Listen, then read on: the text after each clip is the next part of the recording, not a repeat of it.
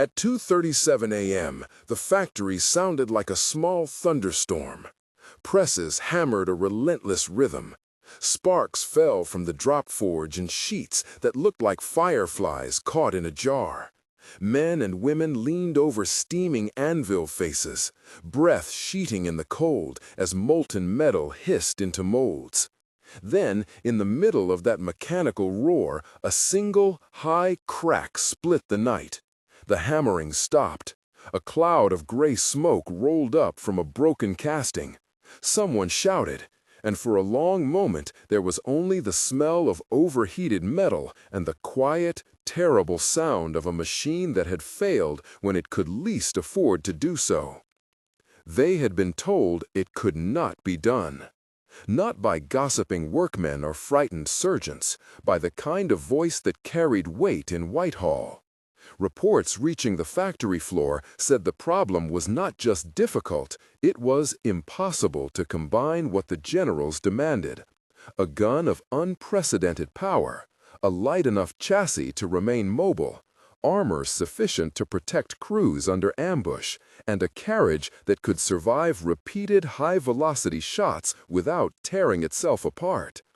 To many engineers and officers, the trade-offs were absolute. Keep the gun, and the vehicle would be too heavy to move. Lighten the armor, and the crew would be exposed. Dampen the recoil, and the system would lose the punch needed to stop a heavy tank. One compromise broke another. In the dimly lit drawing rooms and staff colleges, the verdict was final. In the factory, quiet men and women looked at the odds and set to work. This is the story of how a grayish wartime plant undefinido in the records, a grinding patchwork of workshops and foundries pressed into the urgent service of war, attempted the impossible. It is a story not of a single flash of genius, but of 1,000 small, stubborn experiments, of metals taught to endure stresses they had never known, of people who did the work while the rest of the world watched the fighting elsewhere. It is also, unavoidably, a story about how technical brilliance becomes an instrument of war, a reality that the people inside the machines felt and weighed in the silence after a failed test, and again in the guarded cheering that followed a success. The tactical problem was blunt and simple on paper.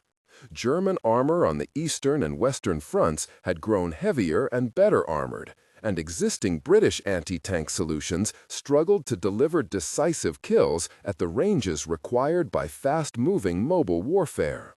High Command wanted a mobile platform that could deliver an armor-piercing blow from a distance, reposition quickly, and survive return fire long enough to withdraw. The temptation was to mount the largest possible gun on a light chassis and accept the risk. But every prototype that left the drawing board produced a new list of failures. Turret rings split under torque, barrels fractured after a few rounds, suspension systems collapsed under repeated recoil impulses, internal armor spalled, pieces of metal showering into crew compartments when struck, and welding seams tore like paper. Inside the factory, the problem acquired a shape. Engineers drew stress maps on chalkboards and pinned them against stained walls. Metallurgists pored over micrographs of steel fractures as if they were reading a new, deadly language. The plant's chief engineer, Arthur Hale, an archetypal figure who had been a foreman before the war and was now de facto the project's conscience, kept a small book of notes under his bench. He wrote brief lines in a crabbed hand. Turret ring stress concentrates at weld bead. Quench produces brittleness. And, after another failed firing, recoil pulse excites resonance in hull, damping inadequate. Nearby, Eleanor Price, the lead metallurgist, measured hardness across samples in the stained light of a bench lamp. Her hands were steady, her face streaked with furnace soot. In a short recollection recorded decades later, she would say, "We were making armor behave like something it didn't want to be. We were asking it to be both soft enough to absorb shock and hard enough to stop a shell. That contradiction sat in my notebooks like a riddle." Young apprentices learned the riddle by sound. Jack Morris, barely 20 and newly assigned to the turret ring lathe, remembered how a bad cut sounded like a throat closing. "You could hear it," he said later, "a little shiver in the metal before it went proper. You learn to trust your ears faster than the charts." He described nights when the men took turns staying with a test casting until it cooled, listening for the first telltale ping that meant a microfracture had propagated. When the ping came, a heavy silence fell, then a muttered curse, then back to the drawing board. The technical constraints framed every decision.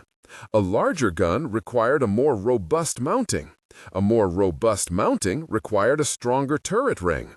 A stronger turret ring, hot-forged, stress-relieved, added mass above the vehicle's center of gravity, affecting stability and mobility. And each increment of mass demanded changes to the suspension, the gearbox, the tracks, changes that introduced new failure modes. Heat played a central role. Firing a high-powered round produced instantaneous, violent forces. The barrel experienced momentary flexing and torsional strain. The turret experienced a rotational torque that tried to shear off mounting points. And shock waves raced through armor plates, producing spalling where a brittle microstructure sent out deadly fragments. The old metaphors, teaching metal to endure, coaxing steel into submission, were not romantic. They were literal. Failure cycles were brutal and repetitive. Early live-fire trials at the proving ground, mud and gravel flats beyond the plant, were accompanied by rows of engineers and officers holding clipboards. The first rounds would be fired at a target stand, the second at a slab simulating typical armor.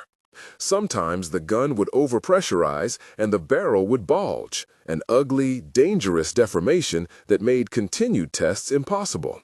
On other occasions, the recoil mechanism would fail. A hydraulic buffer would leak, or a spring assembly would shatter. Turret rings developed hairline fractures that grew like cracks in ice until they let the turret slip under load. One test sent shards of metal into the stands, injuring a technician and silencing the observers. The incident was carefully described in the plant log as personnel casualty minor, but everyone who was there carried the weight. In a wartime factory, that weight translates into different things.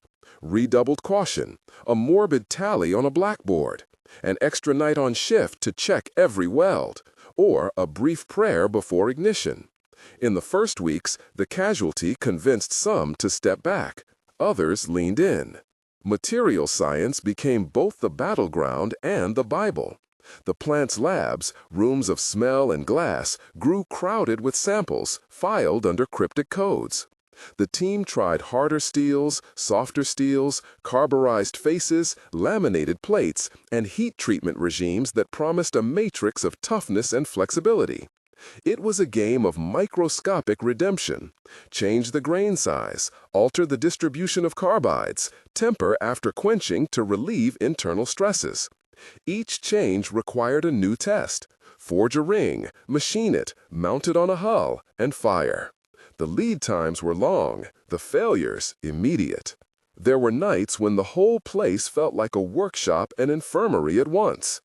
In one vignette, the narrative follows a small crew that had been tasked with forging a new turret ring using a different heat cycle. The furnace burned white-hot. A row of men carried the ring out on heavy tongs and placed it on the lathe.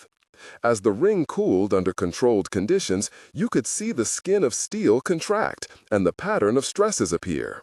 The lathe operator, an exhausted machinist named Elsie Burton, who had learned to read a pattern by eye, tightened a bolt. The ring made a sound like a deep, disappointed moan, a subtle evidence of internal tension. They were moments from another failure. For a long hour, the team argued whether to reheat and refire or risk machining. They machined. A flange cracked under the first action. They threw the piece back into the furnace and began again. Outside help arrived in fits and starts. The plant's management sent requisitions for specialists, vibration experts from nearby universities, tank mechanics from operational units, a small team from an ordnance laboratory. They arrived with graphs and skepticism. The vibration team brought a contraption of wires and seismographs that could map the recoil impulse from muzzle blast through hull to the turret ring. The charts were jagged and confusing at first until the analysts taught the factory men to read them. The pattern revealed a resonance, a ringing at a particular frequency magnified each recoil. It was the kind of problem that could be mitigated if you could change the structural frequency, by mass distribution, by damping, or by redesigning connection points. But each solution pulled on the tangled web of constraints. We found that what we were seeing was amplification, Arthur Hale noted in a rare private memorandum. One pulse becomes three, and what the first survived, the third destroys. Designers sketched radical changes.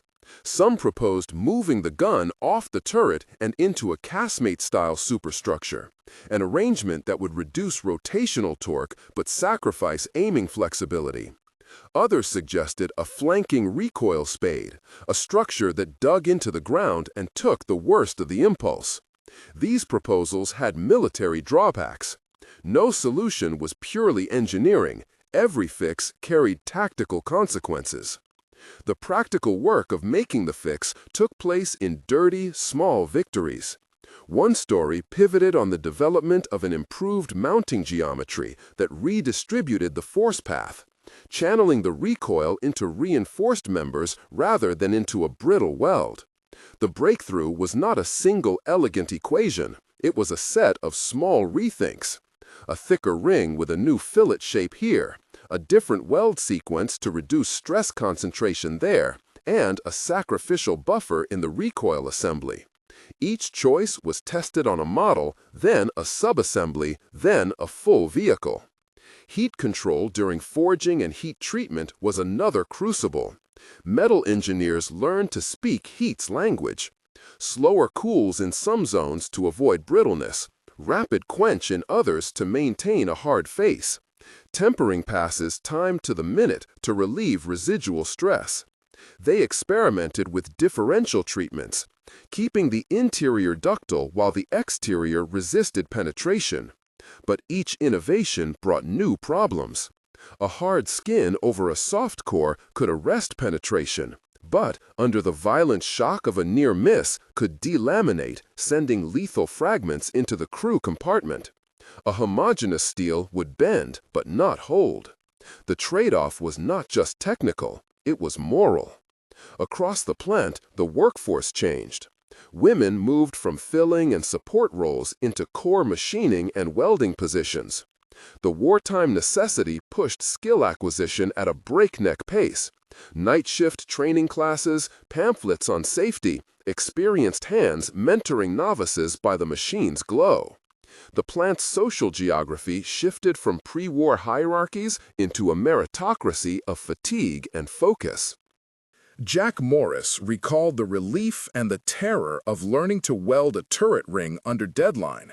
There's a strange equality when something that heavy is in front of you and you've got to get it right. We were all the same size in front of that metal. Logistics gnawed at engineers like an ever-present rodent. Certain alloys were scarce. Transportation of heavy forgings required rail cars reserved months in advance. Skilled operators were in short supply. A failure meant not just loss of time, but weeks of waiting for a new blank to arrive. The war pressed on both the factory supply lines and the mental supply lines of those who worked there. Rumors of air raids sometimes paused the work. A warning siren would cut through the rhythmic noise, and the men would gather in shelters, only to return and find a casting cooled to the wrong temperature, reactive to the interruption. As failure and adaptation cycled, a culture of ritual formed around acceptance testing. New vehicles left for the proving ground in the small hours, accompanied by a pared-down crew and a heavy, careful silence. The acceptance ritual was almost liturgical. Final checklists, the tightening of bolts with calibrated wrenches, Smoke-stained hands folded for a breath before the first round. Men watched the test fire from behind sand barriers or observation pits, clipboards wet with condensation. After a successful trial, they might clap once, a constrained, almost embarrassed sound, before returning to the plant for the next challenge. Not all changes required new metallurgy. Some of the most promising fixes were mechanical. A redesigned recoil buffer, a muzzle brake that altered the direction of the blast and reduced axial strain, or a new suspension geometry that allowed the hull to absorb pulses without transferring them to the turret. Each mechanical fix involved trade-offs: brakes expensive to produce, or suspension parts that added weight and increased maintenance. The debate over which compromises to accept was constant and wearying. Amidst technical debates, moments of raw human drama threaded through the story. On one occasion, following a particularly violent test that shattered a firing pin and sent shrapnel into the engine bay, the plant held a wake of sorts for the vehicle. A small, drunken, ridiculous ritual where the crew polished the vehicle's shine, scribbled the trial's lessons on the fender, and toasted the machine as if it were human. That strange mixture of grief and affection, mourning a failed prototype and caring for it like a comrade, was a recurring feature. For many, the machines were proxies for the absent men at the front, and taking care of the work felt like a form of participation in the larger fight. Correspondence with the front lines shaped the urgency. Reports from units that had lost men to heavier German tanks arrived in clumps, their language stripped and efficient. The records show requests for improved anti-armor capability and accounts of ambushes where existing weapons were outclassed. How much these reports influenced the particular design decisions is an area that later historians would parse carefully. In the moment, the factory's engineers felt pressure like a physical weight. One officer's plain note, filed in the plant's mailroom, read, "If you do not give us range and penetration, we will lose men." That sentence, the human calculus of design choices, hung like smoke in the workshop. Enemy reaction, too, became part of the ledger, but it was a ledger guarded by uncertainty. Intelligence suggested that German commanders took notice when new weaponry began to appear on the maps, and there were whispered accounts of tactical caution in sectors where the new destroyers operated.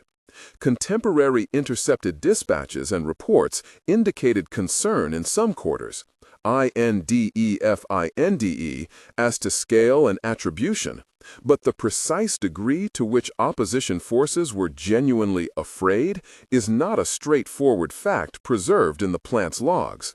What mattered inside the factory was less the enemy's feeling than the military imperative. Deliver a machine that would change local engagements and, crucially, survive long enough to be repaired and sent out again. The personal cost of success loomed. Nights lengthened. Men and women grew gaunt. The plant's infirmary filled with cases of heat exhaustion, small burns, and a handful of more severe injuries. Records patched with black ink to spare the bureaucracy of wartime. Families waited. Newspaper photos showed smiling troops on the front. The factory's walls kept the quieter truth of nights spent listening to metal crack. Then, months into the relentless cycle, a new prototype returned from the proving ground carrying a different mood. It had been through a long, instrumented endurance test, fired repeatedly, racked through maneuvers, and pushed to the nominal limits defined by the designers. The report from the test was not a triumphal banner, but a careful list: points of wear, components in need of hardening, an issue with a minor bracket that showed early fatigue. Crucially, the turret ring held. The ring that had failed a dozen times remained intact through the full sequence. The recoil dampers performed within expected parameters. The micrographs in the lab showed a matrix whose grain structure, after a revised heat cycle and a new fillet geometry, no longer propagated cracks at the same rate. In the canteen that night, a thin applause broke out. a sound that was more relief than victory. Arthur Hale, who rarely allowed himself to be seen smiling, stood and removed his cap. He leaned into the murmur of tired voices and said only, "Don't celebrate yet. We've bought time. We have to make this repeatable." That declarative caution suited him. The work was not about one success, but about turning fragile victories into reliable manufacture. The victory that seemed to glimmer was in truth partial. Around the same time, another trouble appeared. A new failure mode in the recoil assembly triggered a burst of white-hot fragments in one early field deployment, narrowly missing a crew. The cause was traced to a supplier's poor heat treatment on a spring component, an industrial domino fall that exposed the vulnerability of dispersed supply chains and the fragility of wartime procurement. The incident reminded everyone that solving the core problem did not mean the machine was ready for mass production. It meant that many other things, small parts, mundane processes, shipping manifests, had to be held to the same standard. Back in the forge, the men and women returned to their stations with renewed, humbled focus. The bustle resumed, louder in a way. More hands, more shifts, a sense that the work had moved into a new phase. No longer merely a grind of prototypes, but preparation for scale. The plant's planners sketched out the logistics of that scale. Additional presses, larger stores of raw steel, grade undefined. More skilled machine operators and acceptance test teams rotated through the night. A new hiring push sought welders and lathe hands. Training squads sprang up beside the furnaces. Yet, as the manufacturing plans took shape, so did the questions of deployment. How would platoon commanders use the new vehicle? Would it be an ambush weapon, a mobile reserve, or a defensive stopper at choke points? The answers were tactical, and tactical decisions fed back into design. A vehicle optimized for ambush needed a low profile and fast reverse speed. One meant for direct confrontation needed heavier armor and an easier ammo feed. Tactical doctrine pushed and shaped the steel. It was at the point where production began to look feasible that the project reached a critical hinge. A planned endurance trial, longer than any before, was scheduled at the proving ground. The test was to be a simulation of frontline conditions, a sequence of movement, firing, exposure to dust and water, and continuous operation across days. If the machine could survive that without catastrophic faults, the board would greenlight the first production run. If it failed, the program would return to the workbenches, and months, perhaps longer, would be lost as engineers chase further refinements. The night before the trial, the factory hummed with an uneasy hush. Workers moved like shadowed figures, polishing and checking, listening to the small, telling noises that had meant ruin in the past. Jack Morris sat by the vehicle's flank with a rag, wiping away sweat and oil. He thought of the men who might ride that machine into a valley where German tanks crouched like predators. He thought of the long list of things they had fixed and the long list yet unfixed. "You ever think about the other side?" he asked a foreman who had been beside him for years. The former, older, with hands like cracked leather, looked up. "What company, Jack? The other side's the war. Our side's the job. We do our bit, and we try to make it as safe as we can." He said it without flourish, because in factories, such truths are often said briefly and then folded away to make room for the work. When the convoy left at dawn for the proving ground, the plant felt momentarily less whole. Men and women watched from the yard as the tracked silhouette of the new destroyer disappeared down the road, a dark shape against a gray sky. The mood was taut with expectation. In the engineering office, Arthur Hale paced and reviewed test matrices. Eleanor Price checked her sample logs for the 100th time. Somewhere between the plant and the proving ground, the machine carried months of hopes and failures, welded and bolted into steel. At the proving ground, instruments recorded the first sequences. Cameras rolled, technicians monitored pressures and vibrations, and officers scribbled notes. The vehicle moved over rough tracks, fired at targets at distance, reversed under simulated suppression, and kept going. For hours, the test ran like a nervous marathon. Each successful sequence elicited a small, cautious cheer behind the sandbags. The crew rotated through their duties, joking to keep nerves at bay. Then, after an extended live fire segment that pushed the mechanics through sustained cycles, the monitors registered a sudden spike. A component in the recoil assembly, one of the small springs that relative to the rest of the mechanism had always been thought negligible, failed catastrophically. The gun recoiled with an unpredictability that sent a series of reverberations through the hull. A bracket fractured, and a cascade of broken pieces pummeled into the turret interior. No one was hit, but the crew's faces changed under the dust. The test was halted. Back at Plant Indefinido, a call came through. The message was terse. Recoil spring failure, component heat treatment suspect, immediate review.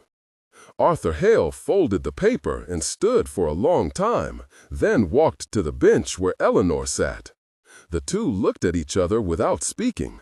The work had not finished, the enemy still mattered, and the timeline they had hoped to meet shifted again. They had overcome a dozen failure modes to reach this point. Each time the machine found a new weakness, the factory absorbed the hit and returned to experiment. The schedule stretched, the nights grew longer. The plant's story was a loop of hope, failure, adaptation that had to be repeated until the machine became not an experiment on the proving ground, but a reliable piece of kit on the battlefield. The pattern could be maddening. It could also be clarifying. In the days after the failed spring, teams formed to trace the supply chain of that tiny component. Who forged it? Who quenched it? Who shipped it? The failure was not located solely in an analysis of stress curves. It was in paperwork, in a skipped tempering cycle, in the pressure to move parts quickly across the country. Engineers from the Ordnance Laboratory flew in, and the plant's small canteen brimmed with visiting inspectors, all intent on mapping the precise lineage of the part that had broken. During one of the emergency meetings, a visiting specialist produced a small strip of metal magnified under a loupe. It showed a grain structure that had the classic signs of incomplete tempering. Internal stresses, a network of white flecks that could become the origin of fracture. The specialist looked up and said quietly, "This isn't a design fault alone, it's a production fault." His ability to say that without pointing blame made the room listen. So the plant did what it had always done. It adjusted. Production protocols were tightened, suppliers were audited. A new heat treatment sequence was written and stamped across the foreman's desks with the sort of bureaucratic finality that engineering seems to love. A rider was added to shipment manifests to ensure certain batches received priority inspection. The inevitable result was a delay in mass production, a softening of the machine's immediate strategic promise, but it was also a step toward the repeatability that separated prototypes from weapons that could be maintained in the field. And yet the question remained, would that repeatability translate into an operational advantage?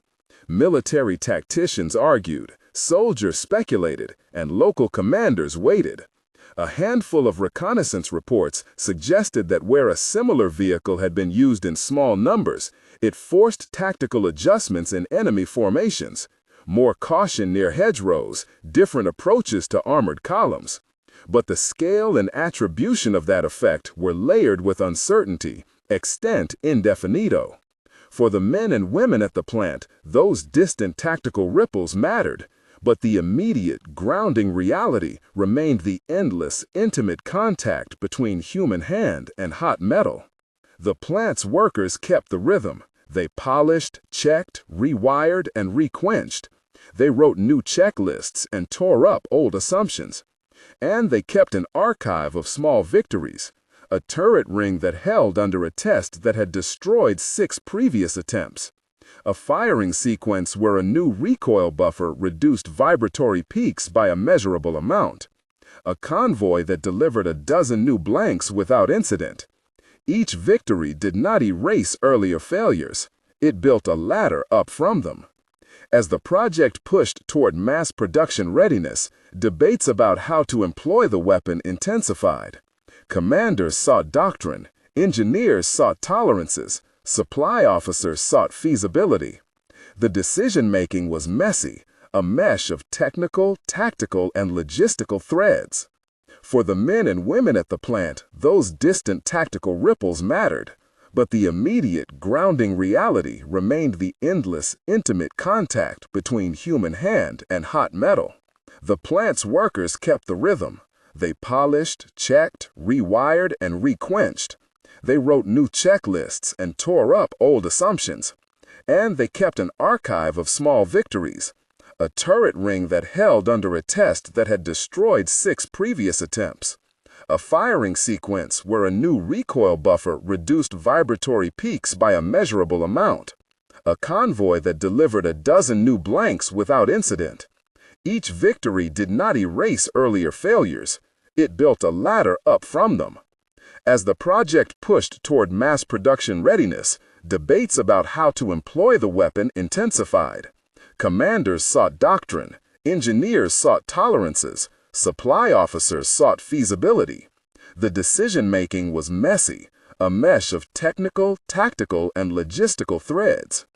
That messiness is often missing from triumphalist narratives that compress months into a single moment of victory.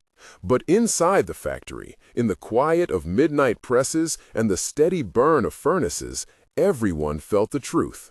Technology's power is not in a single genius stroke, but in the patient, unglamorous work of making something work reliably. The story at the plant was far from over. Problems remained to be solved, suppliers to be disciplined, and the final test sequence to be passed. And beyond the last rivet, beyond the final green light, lay other questions of consequence and conscience. How many lives would the machine ultimately take or save? How would the post-war world remember these nights and the hands that touched the steel? Those were questions for the later years, not urgent enough to dictate the next forging, but present as a shadow behind every decision. For now, the workers slept in short shifts, woke to the clang of hammers, and returned to the modest heroism of their trades, shaping, measuring, failing, trying again. The factory had become its own front, a place where industrial ingenuity and human endurance met the problem, and met it stubbornly, one test at a time. The Proving Ground's failure had not ended the program, it had refocused it. The next round of experiments would be stricter, the inspections more demanding, and the hope more guarded. The machine that the plant sought to birth was still, in many ways, unborn. As dawn broke over the rail yards and the first trains of the day groaned eastward, the plant's people gathered at their benches. They were a small, determined army: welders, machinists, metallurgists, planners, and support staff. They had learned to trust their instruments, their ears, and one another. Above all, they had learned to distrust simple answers. The war demanded a weapon that seemed to sit on the edge of possibility, and the plant had made it its job to push that edge a millimeter further each day. They had not yet changed the course of battles. They had not yet answered whether the vehicle would be feared by the enemy or simply another piece of steel on a chaotic field. But inside those workshops, in the mid-morning hum, something shifted.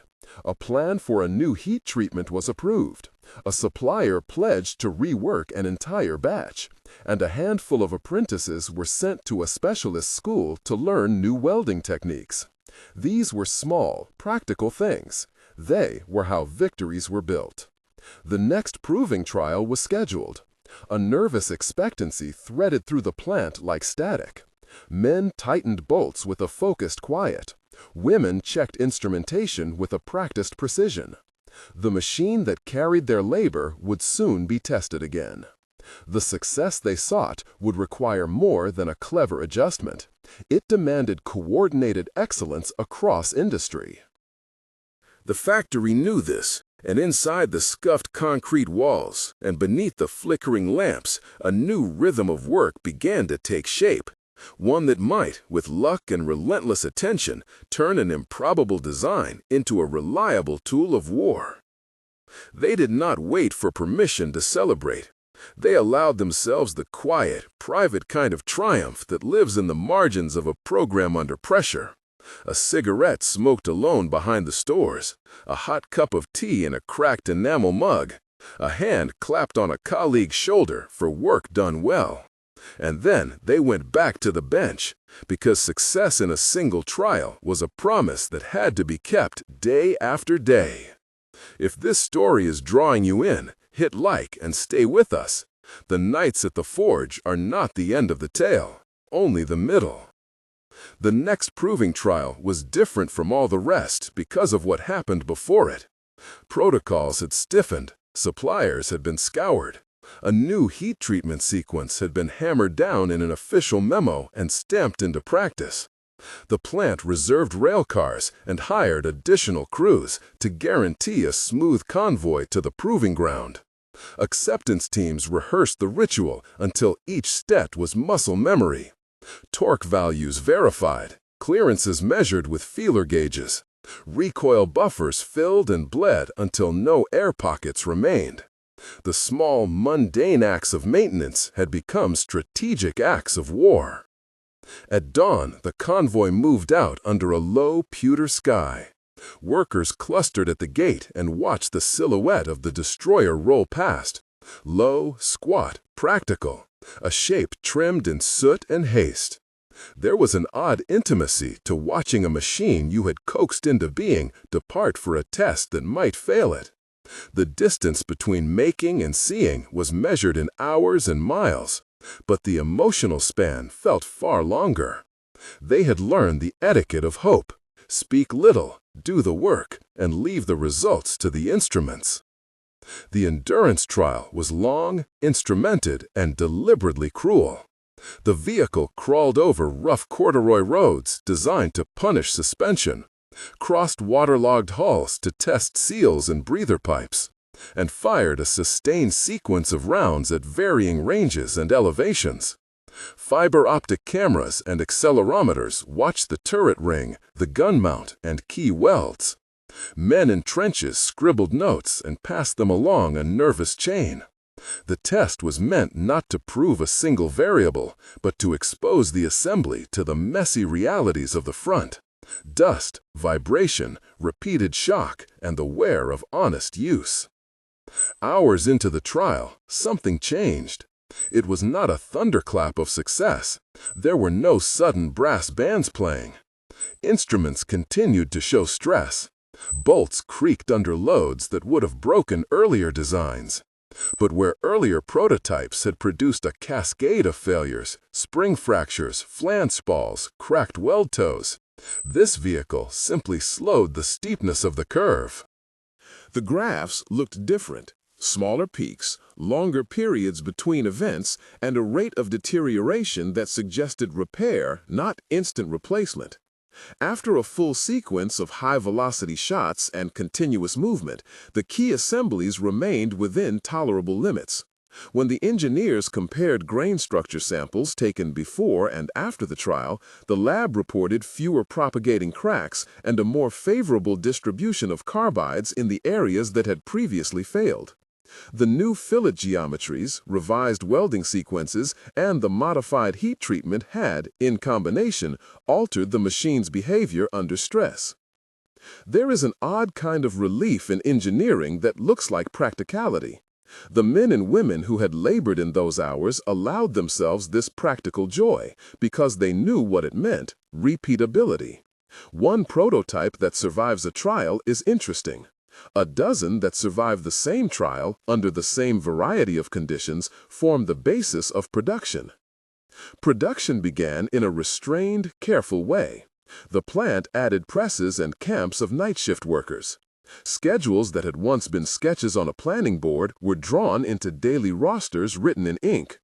A separate quality assurance wing, grown from the ranks of the best machinists and metallurgists, became the plant's conscience. A team that signed off on every forged blank, every heat-treated spring, and every turret ring that left the yard. They introduced acceptance checks at the supplier's forge as well as at the plant, a tight chain of custody for critical components. The word traceability took on a literal force. Every batch gained a lineage recorded in a ledger. The workforce expanded, and the social map of the plant changed again. Women who had filled auxiliary roles rose into positions of technical responsibility. Elsie Burden, who had once tightened a lathe bolt under the furnace glow, became a supervisor of final machining. Eleanor Price moved from the bench into the lab's management, overseeing a growing cadre of technicians whose job was to ensure that the microstructures they produced in the heat treatment ovens were consistent from batch to batch. Young apprentices like Jack Morris became journeymen and mentors. The plant's hierarchy, once enforced by rank and pre-war convention, had been remade by competence and endurance. The foundry floor acquired an air of professional pride. Not the brashness of peacetime triumphalism, but a disciplined sense that each part delivered would help keep someone alive. Scaling production revealed problems that design tests had not caught. Variation in suppliers' practices crept into the line. A subcontractor's forging press produced blanks with slightly different grain flow. A batch of springs arrived with variance in temper that, under fatigue, produce a failure months ahead of schedule. The plant instituted rounds of training for suppliers, dispatched engineers to their workshops, and, when necessary, revoked contracts and demanded rework. Wartime procurement is an exercise in triage and persuasion. The needs are urgent and the capacity is scattered. The plant's logistics officers became adept at balancing speed with prudence. No amount of technical cleverness could compensate for a broken supply chain. Once vehicles left the plant in numbers deemed sufficient for trials by units, they moved into the operational training pipeline. Field workshops taught maintenance crews how to strip and rebuild the recoil assembly, how to spot early signs of spalling under the armor plates, and how to manage replacement parts under the cruel conditions of the front. Manuals were terse and practical, with hand-drawn diagrams no one expected to be pretty, only clear.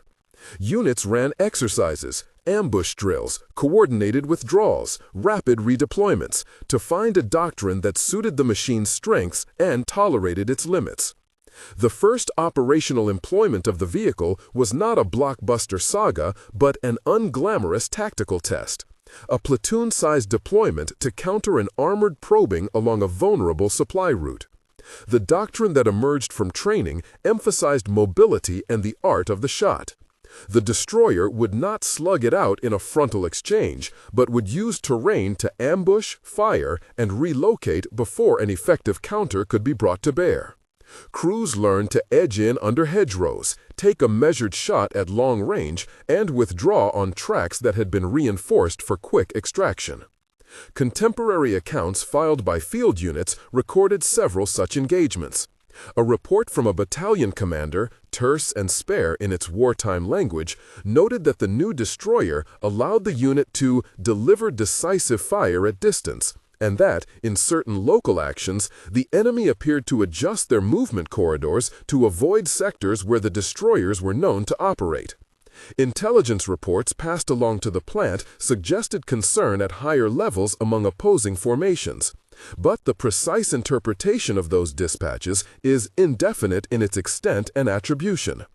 What is verifiable is this. In localized encounters, the destroyer's reach and mobility changed the tactical calculations made by both sides. Commanders in the field gained a tool that could blunt an armored push or force the enemy to commit resources to deconflict routes. Those tactical gains came at human cost. Machines do not kill by themselves. They are instruments used by people who take risks with them. Crews endured casualties when a lucky or unlucky hit found a weakness in an otherwise robust assembly. Maintenance teams learned the bitter arithmetic of field repairs. A job that took an hour in the rear could take all day under shelling. The plant's workers kept lists of wartime modifications designed to protect crews, added liners, bolted-on standoff plates, even changes to ammunition stowage to reduce the chance of sympathetic detonation, but the gulf between design intent and battlefield practice was wide. Repair and sustainment became as strategically important as forging. A captured round that struck a poorly fitted weld might lead to a catastrophic in-field failure. Conversely, a well-trained crew often nursed a badly hit vehicle back to the rear. Field workshops drew heavily on the plant's expertise. Engineers made emergency kits to be flown forward, and the plant supplied spare parts through priority allocations that bypassed other, less critical lines. The plant was no longer simply a maker of new machines. It was a node in a maintenance web that kept existing machines alive. The plant's archive began to fill with a different kind of document: field feedback. Photographs of damaged turrets, marked maps of ambush sites, and caustic notes from commanders whose language was shaped by exhaustion and practical need. The plant used these to refine production. A pattern emerged. The battlefield exposed wear modes that lab tests could not fully anticipate, and the production line adapted in response. Heat-treated reinforcements were relocated based on field fracture patterns. Lubrication schedules were changed to suit the dust of certain theaters. Access panels were reworked to make mid-mission repairs less hazardous. The rhetoric of innovation, when spoken, was careful. In staff briefings, engineers and officers avoided grandiose claims. "This machine changes local engagements" was an acceptable phrase. "This machine will win campaigns" was not. Battlefield outcomes are the product of countless variables: logistics, morale, weather, chance. So to attribute sweeping strategic effects to a single platform would be to oversimplify. Still, in the scales of measured improvement, the destroyer mattered. Back at the plant, morale rose and fell with shipments and casualty reports. A convoy that returned a ring of dented but repairable vehicles was cause for a muted celebration, because it meant crews had survived and machines were recoverable. Bad news moved through the workshop like a chill wind. The plant's infirmary tracked names and dates, but the human cost lived in other places. Spouses waiting at home, children growing up with absent fathers and mothers, letters returned to sender. The workers, those who fashioned the machines and those who stood to benefit, saw in the steel a double-faced truth. It saved and it took. As the war progressed, the destroyer's design influenced other programs. The manufacturing techniques refined in the plant, novel fillet geometries, controlled differential heat treatments, and acceptance protocols for critical components, found their way into other armored projects, and later into civilian heavy engineering. Industrial methods that had been developed under extreme constraint translated post-war into peacetime efficiency. Better forging schedules, improved non-destructive testing regimes, more rigorous supplier qualification procedures. The plant's labs, after the cessation of hostilities, moved some of their attention to civilian problems.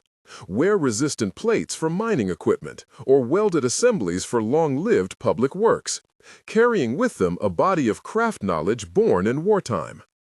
Personal stories anchor that broader arc. Arthur Hale retired sometime after the conflict and took to keeping a small garden. He never talked in sweeping terms about glory. He spoke about tolerances and schedules. In a late interview, he offered a remark that captured his sense of responsibility. "We taught steel to behave so men might live. That was the measure." Eleanor Price continued in metallurgy, her wartime notebooks forming the backbone of a research collection at an undefinable technical institute. Jack Morris became a foreman and later opened a small upholstery shop where he fixed radios and taught apprentices the patient techniques of measurement and listening. Elsie Burton, who had once feared the sound of a bad cut, became a trainer of welders and, in time, a figure of quiet authority at a post-war vocational school. The machine itself traveled several post-war paths. Some vehicles were retained in service and modified for training. Many were scrapped in the churn of demobilization. Steel was expensive, and the needs of a rebuilding economy favored reclamation. A handful were preserved, one in military use as a training hulk, another acquired by a municipal board for display at a remembrance park.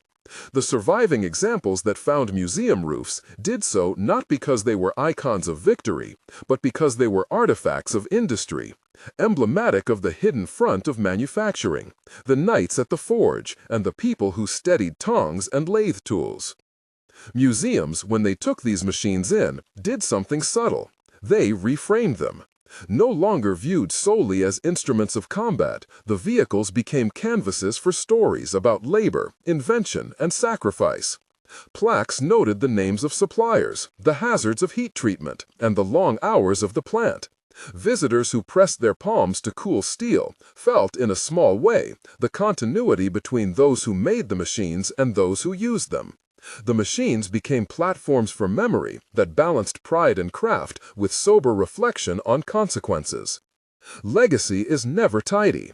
The technologies the plant perfected carried into the post-war era in ways the original workers could not always have foreseen. Non-destructive testing methods, careful grain size control, and improved forging practices improved peacetime products and extended component life across industries. At the same time, the knowledge that had enabled a more destructive power in war posed ethical questions.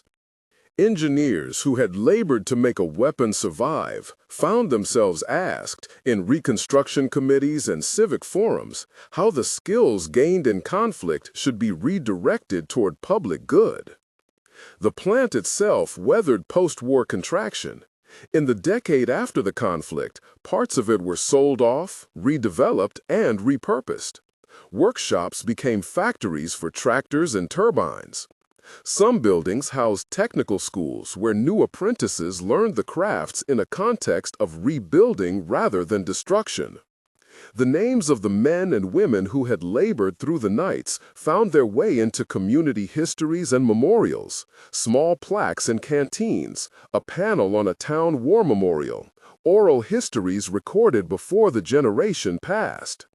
History kept its ambiguous accounting. Military historians would later debate exactly how much the destroyer changed campaign dynamics. Economic historians would track the diffusion of production techniques into civilian sectors. Social historians would tell the stories of women who rose into technical roles and the strains they endured. Each perspective added a layer but did not entirely resolve the ethical ledger. The plant's workers understood this. They had felt their efforts refracted through both life-saving and life-taking consequences. In a small, unglamorous way, the plant taught a lesson about technological work that has enduring value. Engineering solves problems, but it does not decide how solutions are used. That choice is political, ethical, and human. The plant's people, in their daily acts of craft and caution, tried to hold that tension, to make machines safer, more reliable, and more maintainable, believing in the duty to reduce unnecessary suffering even as they served strategic aims. Years later, when former workers returned to the site for reunions, they walked among buildings altered by time and industry. They stood beside a preserved destroyer in a museum yard, traced their gloved fingers along a turret ring, and told stories not just of failure and success, but of the way work changes a life. How an apprentice learns to listen to metal, how a foreman learns that a small memo can prevent catastrophe, how the line between triumph and tragedy can be one failed heat cycle away. The machine that had once seemed an impossible marriage of firepower and mobility had, over months and years, been taught to survive. It did not win wars by itself. It altered tactical options, saved men in certain fights, and forced opponents to adjust their behavior in localized theaters. Its true legacy was broader: a set of industrial practices that improved repeatability, an expanded technical workforce forged under pressure, and a repository of human stories that complicate simple narratives of victory. On a final cold morning, a handful of veterans, some with hands still scarred from the forge, gathered in a museum's quiet hall. They stood before a machine that had outlived its makers and its battles. One of them, older now and moving with slow deliberation, ran a finger along a worn weld and said simply, "We taught a thing to do what it could not do before. We did it because it was asked of us. Remember that." The room settled into a hush, which was neither prayer nor triumph, but a shared human accounting. That accounting matters because it frames what we mean by ingenuity. The plant's story is at once a celebration of human skill and a caution about the ends to which skill is put. The hammers, presses, and furnaces were instruments of industry. In wartime, they became instruments of combat. Those who worked them accepted responsibility in a narrow but meaningful way. They made the tools safer, more reliable, and more maintainable. They kept lists of failures and forced suppliers to meet standards. They chose, repeatedly and often under duress, to make things that would sustain life where possible and to minimize avoidable harm. If there is a final image, one that lingers after the clatter of hammers and the hush of the museum, it is of a small team in a lab, under a low lamp, comparing micrographs. Their faces are tired, their hands are stained with soot. They do not celebrate loudly. Instead, they make a note in a ledger and pass the sample to the next technician. It is a modest, steady action, a commitment to repeatability and care. It is the kind of work that is less visible in histories of campaigns, but which shapes outcomes in measurable ways. The plant's knights taught metal to endure, and in doing so, taught men and women a way to endure with it. They fashioned machines that could change local tactical choices, trained crews to use them, and later, in peacetime, the same knowledge helped rebuild other industries. That is the duality of industrial genius. The same hands that save can also contribute to harm. The same knowledge that preserves life in one moment may enable destruction in another. The proper measure of the plant's labor is not only in technical success, but in the sober weighing of consequences that those who labored there never stopped doing. If this account moved you, and you'd like more deep dives into the hidden industrial histories of war, the workshops, the craftsmen, the scientific breakthroughs, and moral reckonings, subscribe and share this story so these nights at the forge remain part of our public memory.